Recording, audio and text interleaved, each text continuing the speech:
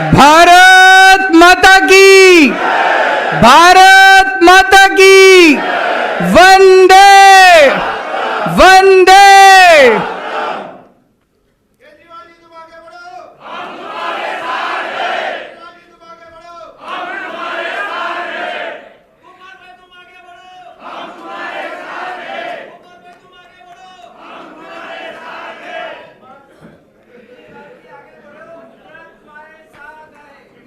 आप सबका बहुत बहुत शुक्रिया। इतनी बड़ी संख्या में आज इस हॉल में वकील साथी मौजूद हैं। आप सब लोग आए समय निकाल के, अपना कीमती समय निकाल के। मैं तहे दिल से आप सब लोगों का शुक्रिया अदा करता हूं। वकील बहुत पावरफुल होते हैं, बहुत शक्तिशाली होते हैं, और सारे वकील अगर इकट्ठे हो जाएं और ठान लें तो किसी भी पार्टी को जिता सकते हैं और किसी भी पार्टी को हरा सकते हैं। ये मैं अनुभव से बोल रहा हूँ। जब हम अपना पहला चुनाव लड़े थे दिल्ली में, तो कुछ ऐसा संयोग बना कि भारतीय जनता पार्टी ने दिल्ली में किरण बेदी को अपना सीएम कैंडिडेट डिक्लेयर कर दिया। किरण बेदी से वकीलों का कोई पुराना लफड़ा था। कोई कभी किरण बेदी जी पुलिस में थी, कोई कभी वकीलों के प्रोटेस्ट पे उन्होंने लाठीचार्ज वगैरह कराया था कई साल पहले। तो तब से वकील उसको अपने मन में लेके बैठे थे कि इनको सबक सिखाएंगे। तो जब बीजेपी ने डिक्लेयर किया किरण बेदी जी को अपना सीएम कैंडिडेट, तो सारी अलग अलग बार के लोग मुझसे मिलने के लिए आए। उन्होंने कहा सर हम आपको सपोर्ट करेंगे, हम इनको हराएंगे। और सारे वकील इकट्ठे हो गए दिल्ली के, और उन्होंने अपनी टीम्स बनाई, जाके डोर टू डोर प्रचार किया। और किरण बेदी जी खुद, उनकी सीएम कैंडिडेट भी हमारे एक छोटे से नेता से हार गई। तो अब 2 महीने के बाद चुनाव है। मैं लीपापोती नहीं करूंगा, सीधे बोलूंगा मैं आप लोगों का समर्थन मांगने के लिए आया हूं, आप लोगों से सहायता मांगने के लिए आया हूं। अगर गुजरात के सारे वकील इकट्ठे हो जाएं, वकील जो है उनका वर्ड ऑफ माउथ जो है वो बड़ा स्ट्रांग होता है।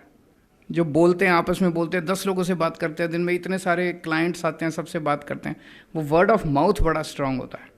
अगर सारे वकील इकट्ठे हो जाएं, सारे वकील साथ दें, तो 27 साल का भाजपा का शासन खत्म हो सकता है और गुजरात के अंदर भी एक ईमानदार आम आदमी पार्टी की सरकार आ सकती है। आप पूछेंगे आपको वोट क्यों दें?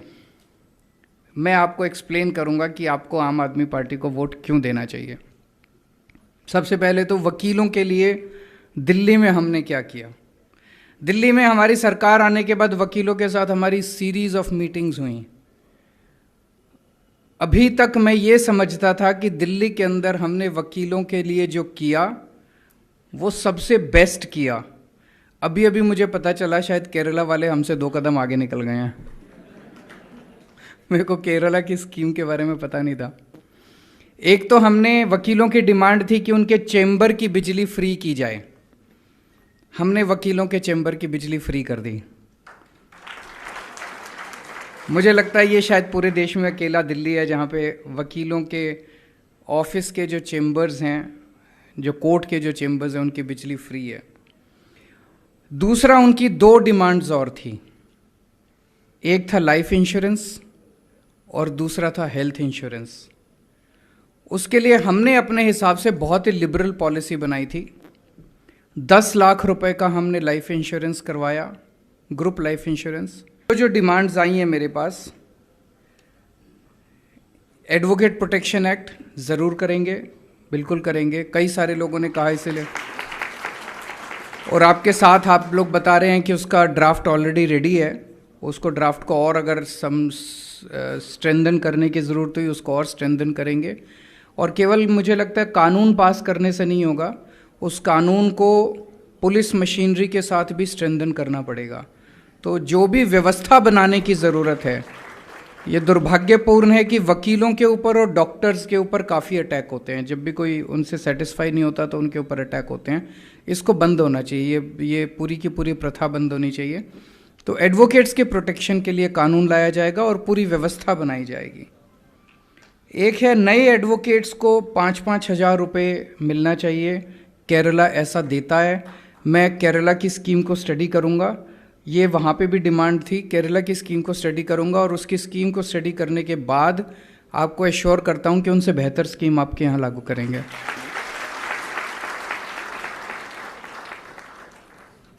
एक अरविंद ठाकुर जी ने कहा कि चेम्बर्स की कमी है, चेम्बर्स और बनने चाहिए, लोग बाहर बैठते हैं। ज़रूर और चेम्बर्स बनाएंगे। इन चीज़ों में ज़्यादा खर्चा नहीं आता, मैंने देखा है। जैसे हेल्थ इंश्योरेंस और लाइफ इंश्योरेंस देने का टोटल खर्चा दिल्ली सरकार का 40 से 50 करोड़ रुपए साल का आता है। 40-50 करोड़ रुपए किसी भी बड़ी सरकार के लिए कोई बहुत छोटा सा अमाउंट है। इसीलिए ये जितनी आपकी डिमांड्स हैं, इन डिमांड्स के कोई इम्प्लीमेंट करने में कोई बहुत ज़्यादा खर्चा नहीं है। एक किसी ने कहा एक 169 एडवोकेट्स का कुछ मामला वो अटका हुआ है, आपके पक्ष में निर्णय लेंगे हम लोग। लेडीज़ अपने बच्चों को छोड़ के आती हैं, मैडम ने बोला था कि तो उनके लिए क्रैश, उनके लिए सुविधाएं होनी चाहिए। ऐसी सुविधाएं करेंगे कि आपको पसंद आएगी। ऐसा नहीं होगा कि लीपापोती करेंगे। हम जो भी करते हैं दिल से करते हैं, फिर हम इम्प्लीमेंट करते हैं। हमारी खासियत यही है कि जो करते हैं उसका इम्प्लीमेंटेशन लास्ट तक हम इम्प्लीमेंटेशन को देखते हैं। एक डिमांड है सबकी कि 10 साल पूरे होने पे ऑटोमेटिक नोटरी का वो मिलना चाहिए। ज़रूर करेंगे, बिल्कुल करेंगे।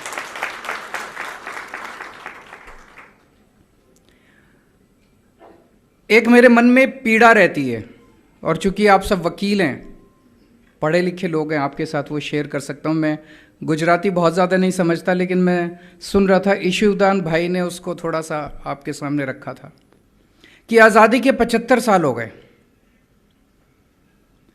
75 साल किसी भी देश के इतिहास में कोई बहुत लंबा पीरियड नहीं होता, लेकिन कोई बहुत छोटा पीरियड भी नहीं होता। इन 75 सालों में कई देश हमसे आगे निकल गए। हम पीछे क्यों रह गए? हमारे में क्या कमी है? इंडियंस में क्या कमी है? मैं हमेशा कहता हूं कि जब भगवान ने सृष्टि बनाई, इंसान को बनाया, तो सबसे इंटेलिजेंट और सबसे मेहनती लोग उसने भारत में बनाए। इंडियंस सबसे इंटेलिजेंट हैं। आप पूरी दुनिया में कहीं उठा के देख लो, ये कंपनी, वो कंपनी, मल्टीनेशनल कंपनीज जितनी हैं, ऊपर नंबर 1, 2, 3 कहीं ना कहीं आपको एक इंडियन बैठा हुआ मिलेगा। हमारे देश के अंदर सिस्टम इतना खराब है कि हमारे देश में आते हैं तो सब गड़बड़ हो जाता है। हम पीछे क्यों रह गए? भगवान ने इंडिया को देने में कोई कसर नहीं छोड़ी। जब भगवान ने पृथ्वी बनाई तो सबसे खूबसूरत जगह भारत को बनाया। सोने की चिड़िया, पहाड़ दिए, नदियां दी, जड़ी बूटियां दी, सारी फसलें दी, सारे मिनरल ओर्स दिए, समुद्र दिया। क्या कसर छोड़ी भगवान ने? कोई कसर नहीं छोड़ी। फिर हम पीछे क्यों रह गए? हमारे बाद कई देश हमारे बाद आज़ाद हुए, वो हमसे, सिंगापुर 15 साल बाद आज़ाद हुआ, वो हमसे आगे निकल गया। जापान सेकेंड वर्ल्ड वॉर में तहस नहस हो गया था, वो हमसे आगे निकल गया। जर्मनी सेकेंड वर्ल्ड वॉर में हमसे तहस नहस हो गया था, वो हमसे आगे। हम पीछे क्यों रह गए? हमारे में क्या कमी है? मुझे यह लगता है कि एक चीज ऐसी है, बहुत कुछ करने की जरूरत है। एक चीज ऐसी है जिसे अगर हम वॉर फुटिंग के ऊपर करें, मिशन मोड में करें, तो भारत को बहुत जल्दी गरीबी से बाहर निकाला जा सकता है। भारत एक अमीर देश बन सकता है, डेवलप्ड कंट्री बन सकता है, और वो है शिक्षा। ये मैं अपने अनुभव से कह रहा हूं, या भाषण के बेसिस पे नहीं कह रहा। आज जब मैं कहता हूं कि मैं अच्छी शिक्षा दूंगा, फ्री में शिक्षा दूंगा, तो मेरा मजाक उड़ाते हैं, कहते हैं केजरीवाल फ्री की रेवड़ी बांट रहा है। अच्छी शिक्षा और फ्री शिक्षा देना फ्री की रेवड़ी नहीं है। अच्छी शिक्षा देना और फ्री शिक्षा देना राष्ट्र निर्माण का सबसे बड़ा काम है। दिल्ली के अंदर जब हमारी सरकार बनी थी, दिल्ली में सरकारी स्कूलों का बहुत बुरा हाल था। 18 लाख बच्चे पढ़ते हैं दिल्ली में सरकारी स्कूलों के अंदर। कोई भविष्य नहीं था इनका, दीवारें टूटी पड़ी थी, छत टूटी पड़ी थी, डेस्क थे नहीं, जमीन पे बैठते थे, रिजल्ट सारे फेल होते थे बच्चे। आज उन्हीं सरकारी स्कूलों को हमने शानदार बना दिया। प्राइवेट स्कूलों से भी ज्यादा अच्छे हो गए हैं सरकारी स्कूल। पिछले साल 4 लाख बच्चों ने अपने नाम प्राइवेट स्कूल से कटा के सरकारी स्कूल में भर्ती हुए हैं। ये चमत्कार से कम नहीं है। मैं एक क्लास में गया, मैंने क्लास में बच्चों से पूछा कि आप में से कौन कौन प्राइवेट स्कूल से नाम कटा के आया है। तो कुछ बच्चे खड़े हुए। फिर मैंने एक बच्चे से पूछा कौन से स्कूल से नाम कटा के आए हो। उसने कहा saint Columbus. Saint Columbus Delhi का सबसे बढ़िया प्राइवेट स्कूल माना जाता है। लोग उसमें एडमिशन कराने के लिए लंबी लंबी लाइनें होती है वहाँ पे। सेंट कोलंबस का बहुत बड़ा नाम है दिल्ली के अंदर। सेंट कोलंबस से लोग अपना नाम कटा के दिल्ली के सरकारी स्कूल के अंदर अगर भर्ती करा रहे हैं, इससे बड़ा सर्टिफिकेट और क्या मिलेगा। पिछले साल दिल्ली के हमारे सरकारी स्कूलों के नतीजे 99.7% बोर्ड के पेपर में नतीजे आए हैं। अब हमारे जो बच्चे निकल रहे हैं, किसी का एडमिशन की इस आईआईटी में हो रहा है, किसी का इंजीनियरिंग में हो रहा है, किसी का मेडिकल में हो रहा है। एक रिक्शे वाले का बच्चा है, वो आईआईटी के अंदर कंप्यूटर साइंस पढ़ने जा रहा है। एक प्लम्बर का बेटा है, वो आईआईटी के अंदर केमिकल इंजीनियरिंग पढ़ने जा रहा है। इस साल 450 बच्चों का आईआईटी के अंदर एडमिशन हुआ है। आईआईटी के अंदर एडमिशन आसान थोड़ी होता है। 450 के करीब, 425 से 450 बच्चों का नीट के अंदर एडमिशन हुआ है, मेडिकल के अंदर एडमिशन हुआ है। आप सोच के देखो, वो रिक्शा वाला मुश्किल से 10 से 15 हज़ार रुपये महीना कमाता होगा। उसके बेटे का आईआईटी में एडमिशन हो गया। बेटा जब निकलेगा उसकी 3-4 लाख रुपए महीने की स्टार्टिंग सैलरी होगी आईआईटी के बाद। उस एक परिवार की तो गरीबी दूर हो गई। अगर हम अपने सारे बच्चों को अच्छी शिक्षा दे दी तो सोच के देखो कि सबकी गरीबी दूर हो सकती है एक पीढ़ी के, इन 1 generation, in next 5 to 10 years हम गरीबी दूर कर सकते हैं। हमारे देश में 18 करोड़ बच्चे सरकारी स्कूलों में पढ़ते हैं। टोटल पूरे देश में 18 करोड़ बच्चे सरकारी स्कूलों में पढ़ते हैं। आज एक ट्रेंड चल पड़ा है पूरे देश के अंदर, जो बड़ा खतरनाक ट्रेंड है। एक के बाद एक सरकारें जो हैं सरकारी स्कूल बंद करती जा रही हैं, सरकारी स्कूल बंद करती जा रही हैं। आपने अगर सरकारी स्कूल बंद कर दिए, एक गरीब आदमी अपने बच्चों को कहाँ भेजेगा? उसके पास तो पैसे नहीं है, वो अगर प्राइवेट स्कूल में भेज नहीं सकता। ये 18 करोड़ बच्चे जिन स्कूलों में पढ़ते हैं आज, उनकी भी कबाड़ खाने से अच्छी हालत नहीं है, फिर भी भेजते हैं, मजबूरी में भेजते हैं। वो भी अगर आप बंद कर दोगे, 18 करोड़ बच्चे अनपढ़ रह जाएंगे हमारे देश के अंदर। कहाँ का विश्व गुरु, कहाँ का नंबर 1? हमारा देश शक्तिशाली बनेगा, सर्वश्रेष्ठ बनेगा, विश्वगुरु बनेगा, नंबर 1 बनेगा जब हम अपने हर बच्चे को अच्छी से अच्छी शिक्षा देंगे, तभी हमारा देश आगे बढ़ सकता है। और दिल्ली में 5 साल में अगर हो सकता है, मुझे लगता है पूरे देश में भी 5 साल के अंदर हो सकता है। ये कोई बड़ी बात नहीं है। अगर हम सारे लग जाएं, सारी सरकारें मिलकर लग जाएं तो हो सकता है। दिल्ली के अंदर किया, पंजाब के अंदर शुरू कर दिया हम लोगों ने। 100 स्कूल तैयार हो जाएंगे अगले 5-7 महीने, और उसके बाद उसको मॉडल बना के सारे स्कूलों को ठीक करेंगे। अगर आप हमें एक मौका दोगे तो गुजरात के भी सारे स्कूल शानदार बना देंगे।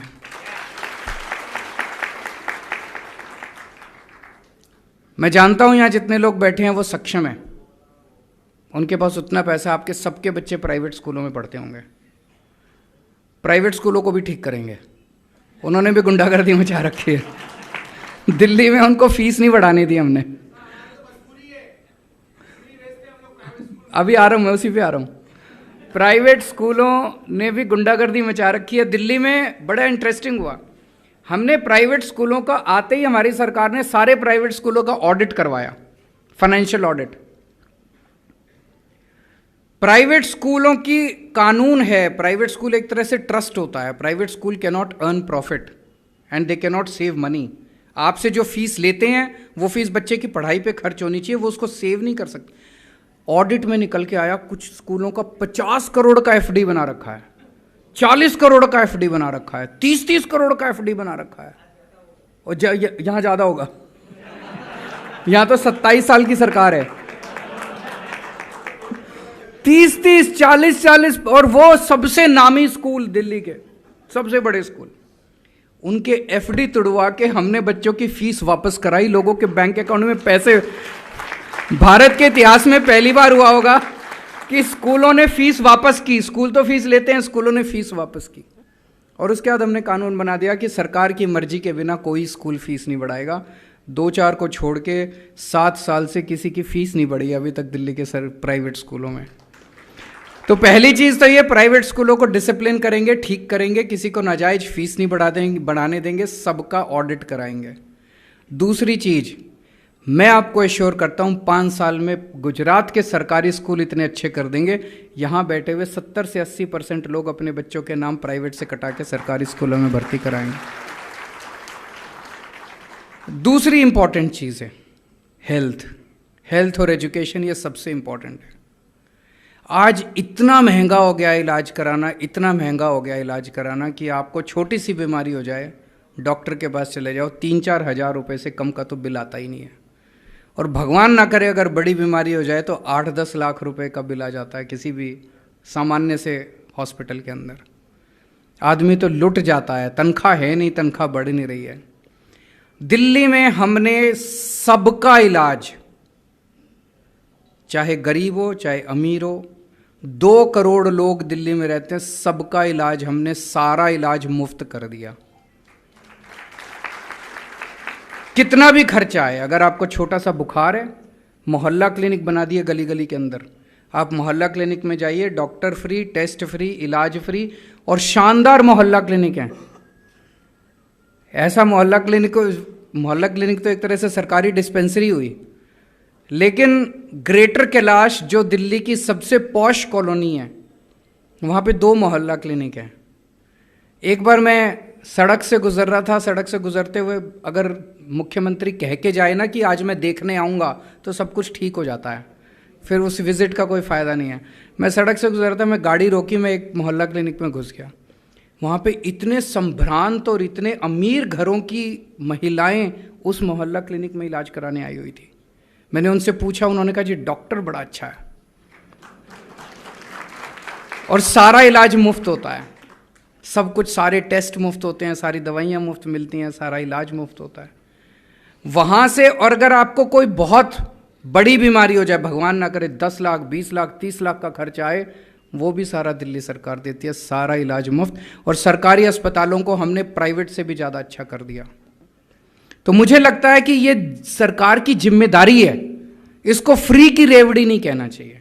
शिक्षा और स्वास्थ्य, अच्छी शिक्षा, इंग्लैंड के अंदर सबका इलाज मुफ्त है, सबका इलाज मुफ्त है। 37 कंट्रीज हैं जहां पे शिक्षा, हर बच्चे को मुफ्त शिक्षा मिलती है। अमेरिका में हर बच्चे के लिए मुफ्त शिक्षा का इंतजाम है, इंग्लैंड के अंदर है, जापान के अंदर है। वो लोग अमीर हैं इसलिए शिक्षा मुफ्त नहीं है, उन्होंने अपने बच्चों को मुफ्त शिक्षा दी इसलिए वो अमीर बने। हम भी अगर अपने बच्चों को अच्छी शिक्षा देंगे तो अमीर बनेंगे। ऐसे ही ढेरों देश ऐसे हैं जो अपने सारे नागरिकों को फ्री स्वास्थ्य सेवाएं देते हैं। दिल्ली में दी, गुजरात के भी 6.5 करोड़ लोगों के लिए हम मुफ्त स्वास्थ्य सेवाओं का इंतजाम करेंगे। आपके लिए सरकारी अस्पताल, गांव-गांव के अंदर मोहल्ला क्लिनिक, शहर के अंदर, कॉलोनी के अंदर मोहल्ला क्लिनिक बनाएंगे। आप कहेंगे पैसा कहाँ से आएगा? पैसे की कमी नहीं है। ये जो हवा बनाते हैं ना, हवा बनाते हैं, लोन लेते हैं, घाटा हो गया, फलाना हो गया, ढिमका हो गया, पैसे नहीं है सरकार के, बहुत पैसे हैं। इनको अपने लिए हवाई जहाज खरीदना हो तो पैसे हैं, इनको अपने लिए बंगला बनाना हो तो पैसे हैं, गाड़ी बड़ी लेनी हो तो पैसे हैं, जनता कुछ भी मांग ले तो पैसे नहीं है। हैं जी?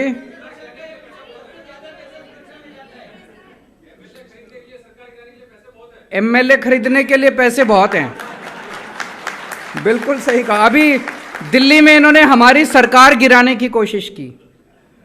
हमारे 9 एमएलए 12 एमएलए के पास संपर्क किया उन्होंने, हर एक को 20-20 करोड़ रुपए ऑफर किए। इनका टारगेट था 40 एमएलए का। हर एक को बोल रहे थे कि 2-3 और ले आओ, 40 एमएलए करने हैं। तो एक एक एमएलए को 20-20 करोड़ ऑफर कर रहे थे। 40 एमएलए का टारगेट था, तो 800 करोड़ का तो इंतजाम इन्होंने कर रखा था दिल्ली में। कहां से आया ये पैसा? किसका पैसा है ये? आप ही का तो पैसा है। तो जब आप कहते हो कि हमें सुविधाएं चाहिए, तो कहते हैं पैसा नहीं है। हम एमएलए नहीं खरीदते, ये हमारे धंधा नहीं है, उनका ही धंधा है। तो हम आपके लिए बिजली फ्री कर देते हैं, शिक्षा फ्री कर देते हैं, हॉस्पिटल फ्री कर देते हैं, दवाइयां फ्री कर देते हैं।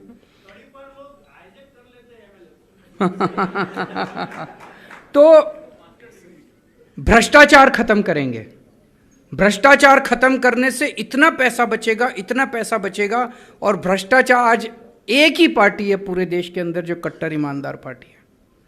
अभी आप लोगों ने सुना होगा पंजाब के अंदर हमारा अपना एक मिनिस्टर, उसकी रिकॉर्डिंग निकल के आई कि वो किसी से पैसे मांग रहा था।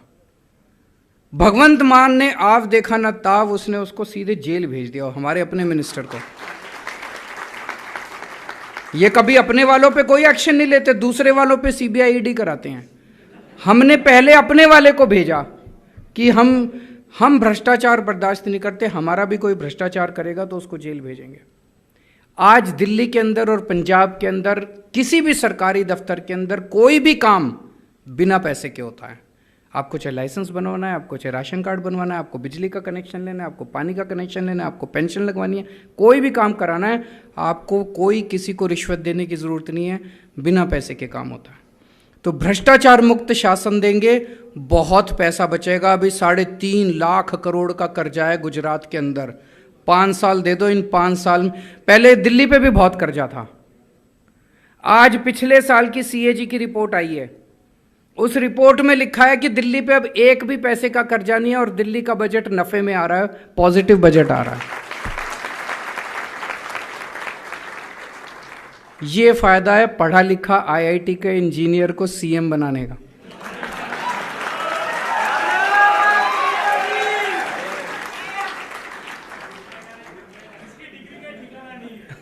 समझ आती है मुझे, फाइनेंस भी समझ आती है, इंजीनियरिंग भी समझ आती है।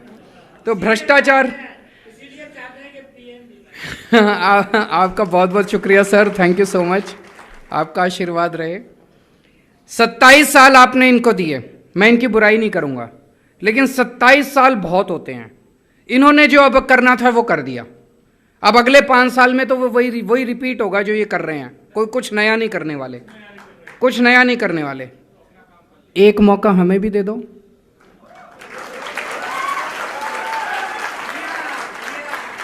एक मौका दे के देख लो, बदलाव तो होना ही चाहिए ना, चेंज तो होना ही चाहिए।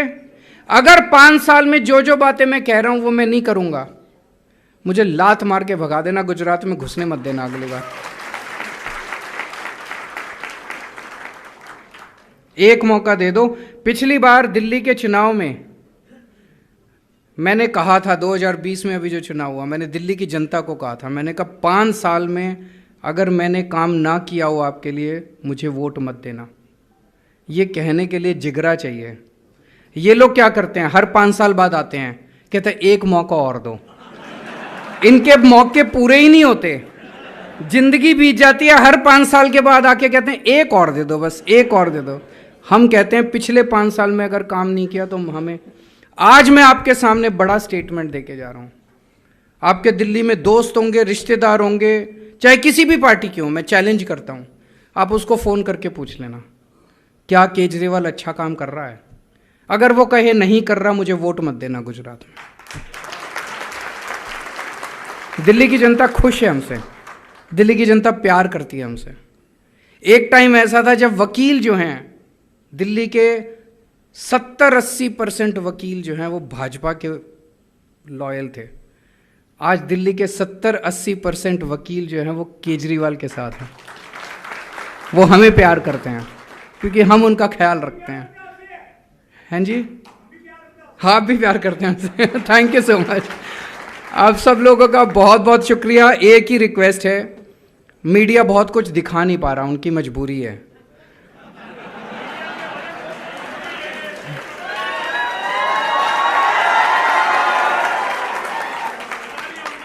उनको कहा गया है कि केजरीवाल का कुछ नहीं दिखाना, आम आदमी पार्टी का कुछ नहीं दिखाना, राहुल गांधी आए तो दिखाना है।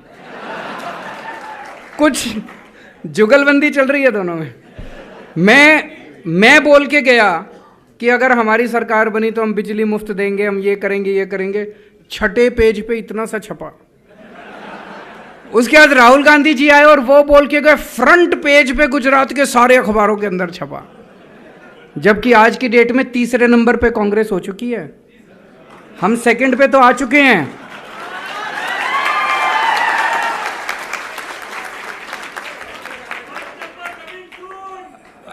अभी आज की डेट में जो सर्वे आ रहे हैं, हम ऑलरेडी सेकंड पे आ चुके हैं।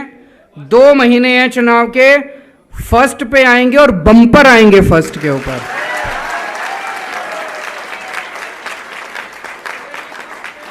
दिल्ली वालों ने पहले रिकॉर्ड बनाया था, 70 में से 67 सीट दी थी। फिर पंजाब ने रिकॉर्ड बनाया, 117 में से 92 सीट्स दी थी।